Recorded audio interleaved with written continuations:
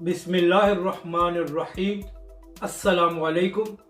आप देख रहे हैं यूट्यूब चैनल आम सी बातें।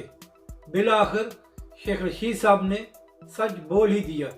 अल्लामा सादिक रिजवी की बात की तस्दीक हो गई। इस वीडियो में हम इसी के मुतालिक बात करेंगे। कुछ दिन पहले इमरान खान साहब ये फरमा रहे थे कि पाकिस्तान दुनिया का सस्ता तरीन मुल्क है, जबकि फवाद चौधरी का कहना था कि अगर अद्वियात की कीमत में इजाफा हो गया है तो इससे कौन सी क़यामत आ गई है।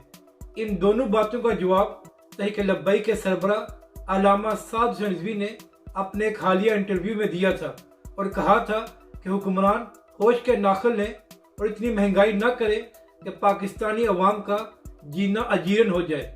मगर अब इमरान खान साहब के अपने वजीर शेख रशीद साहब खुद बोल पड़े हैं और शेख साहब का कहना है कि चंद दिन हस्पताल में गुजारने के बाद मुझे अंदाज़ा हुआ है कि पाकिस्तान में अद्वियात की कीमत बहुत बढ़ गई है और इसके अलावा महंगाई भी बहुत ज़्यादा है। यानी कि शेख रशीद साहब ने इमरान खान और फवाद चौधरी दोनों को गलत साबित किया है और वही बात की है जो चंद दिन पहले अल्लामा सादिक रिजवी कर रहे थे।